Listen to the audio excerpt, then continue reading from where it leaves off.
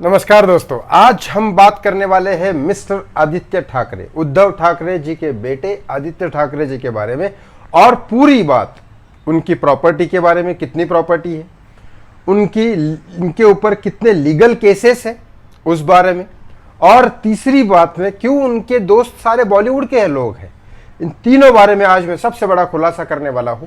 बस आगे बढ़ने से पहले हर बार की तरह एक ही हाथ जोड़ के आपसे रिक्वेस्ट करता हूं, इस चैनल को सब्सक्राइब कर लो, इस वीडियो को लाइक और शेयर करना ना भूलो, क्योंकि ऐसी सारी खबरें जो 100% सच हो मैं आपको बिना डरे, बिना किसी भयता के, निडरता से आपके सामने लेके आऊंगा। बात करता हूं आदित्य ठाकरे की। आदित्य ठाकरे हमारे एक्स सीएम उद्धव ठाकरे जी के बेटे हैं, बाला साहब ठाकरे के पोते हैं। आदित्य ठाकरे का जन्म 13 जून को हुआ था। अभी फिलहाल उनकी उम्र 30 से 31 साल है। 31 साल अभी पूरे हो चुके हैं। अभी इस 13 जून को 32 साल हो जाएंगे। तो बात करता हूँ आदित्य ठाकरे की। आदित्य ठाकरे के पास जो प्रॉपर्टी मैं अभी बता रहा हूँ, वो सबसे पहले प्रॉपर्टी की बात करता हूँ। प्रॉपर्टी जो मैं बता रहा हूँ, इसलिए बता रहा हूँ कि जो उन्होंने अपनी बताई है, जो उन्होंने इनकम टैक्स और सब जगह रजिस्टर की है, और जो प्रॉपर्टी लीगल तरीके से उनके नाम पे है। अब स्विस बैंक में कहीं पैसे होंगे, किधर होंगे, जो सरकार के अंडर में नहीं आते, वो तो पता नहीं चल सकता, क्योंकि वो तो ईडी का काम है। जो लीगल प्रॉपर्टीज है, जो ईडी के सामने, सबके सामने है इनकम टैक्स में, वो मैं आपको बता रहा हूँ कितनी प्रॉपर्टी है। घर जो है, जो मेन उनका पूना में जो घर है वो, और यहाँ का घर, वो उनके नाम पे नहीं है, उद्धव ठाकरे जी के नाम पे है। तो उनका दूसरा बेटा भी तेजस है, आदित्य ठाकरे का एक सगा भाई भी है तेजस, वो पॉलिटिकल पार्टी में नहीं। आपको एक बात और बता दूं, आदित्य ठाकरे पहले ठाकरे फैमिली के वो सदस्य है जिन्होंने इलेक्शन में पहली बार अपना नाम चुनाया था, क्योंकि बाला साहब ठाकरे ने बोला था मैं इलेक्शन में खड़ा नहीं रहूंगा। ये पहले इंसान थे ठाकरे परिवार के, उद्धव ठाकरे जी के भी पहले, कि उन्होंने वर्ली, मुंबई का एक एरिया है वर्ली, जहां पे उन्होंने पहली बार इलेक्शन का फॉर्म भरा था, और वहां से वो जीत के भी आए थे। और आज भी उनका वहां पे वर्चस्व चलता है, क्योंकि बाला साहब ठाकरे का वहां पे वर्चस्व है। टोटल आदित्य ठाकरे की प्रॉपर्टी है 16 करोड़। अब इसके बारे में मैं डिस्क्रिप्शन आपको बता देता हूँ कहाँ है। नहीं, मैं लीगल प्रॉपर्टी की बात कर रहा हूँ, बाकी तो ऐसे पता नहीं। देश में हमारे इतने सारे नेता हैं, उनकी प्रॉपर्टी कहाँ पे कितनी है वो तो पता नहीं लगा सकती ईडी, और क्योंकि ईडी उनके नीचे ही काम करती है, कहाँ से पता लगाएगी। तो जो लीगल प्रॉपर्टी है वो बता रहा हूँ। 16 करोड़ की प्रॉपर्टी मानी जाती है, उसमें से 30,000 कैश उनके घर पे रहता है हमेशा, अप्रोक्सीमेट ऐसा वो बोलते।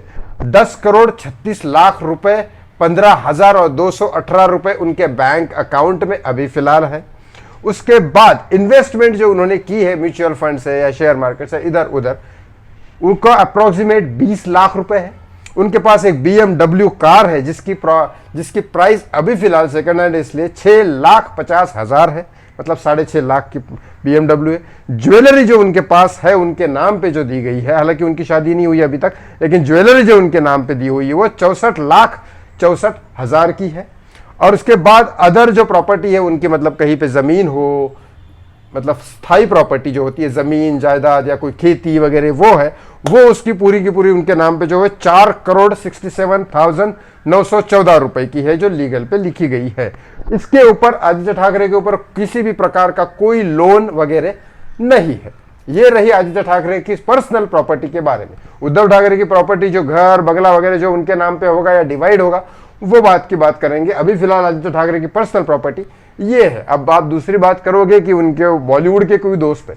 आपको एक बात बता दूं, बाला साहब ठाकरे एक पेंटर थे, एक कलाकार भी थे। उद्धव ठाकरे का तो ऐसा कोई कलाकारी में नाम नहीं है। आदित्य ठाकरे ऐसा बोलते हैं कि वो कवि वगैरह लिखते हैं, लेकिन बाला साहब ठाकरे की मदद मांगने के लिए बहुत सारे लोग आते थे।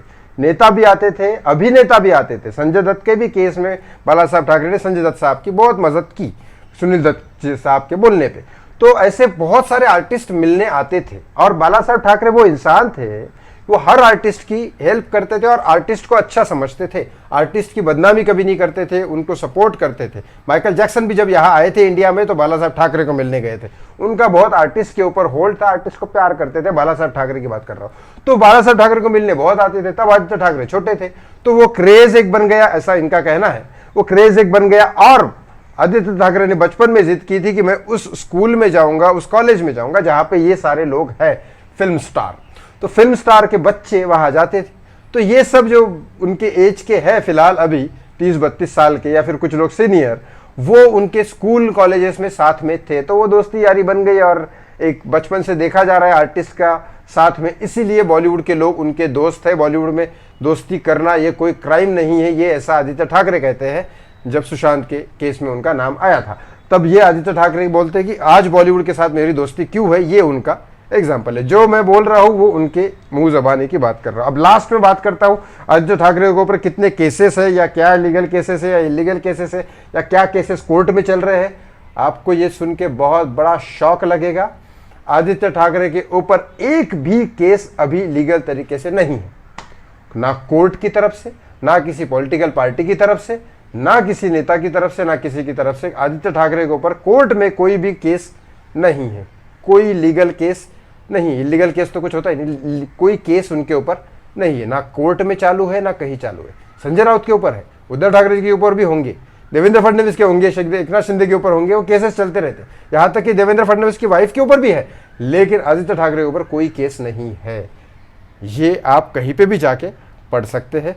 यही थी आदित्य ठाकरे की पूरी जन्म कुंडली। अब किसी और दिन अगर इस वीडियो को आपका प्यार मिलता है, व्यूज और शेयर्स मिलते हैं, तो मैं आदित्य ठाकरे की पूरी जन्म कुंडली, उनके बॉलीवुड के साथ दोस्ती, दीनू मोरिया, ये सारी चीजें मैं आपके सामने लेके आऊंगा, लेकिन आपके प्यार, इस वीडियो को आपका प्यार मिलने के बाद। तो ऐसे वीडियो में मेरे साथ बने रहिए। इस वीडियो को शेयर जरूर करिएगा एंड लाइक भी करिए, जरूर करिएगा, और अपना विचार जो है आपका कमेंट बॉक्स में जरूर मुझे बताइएगा। Thank you so much for watching मी। जय श्री राम।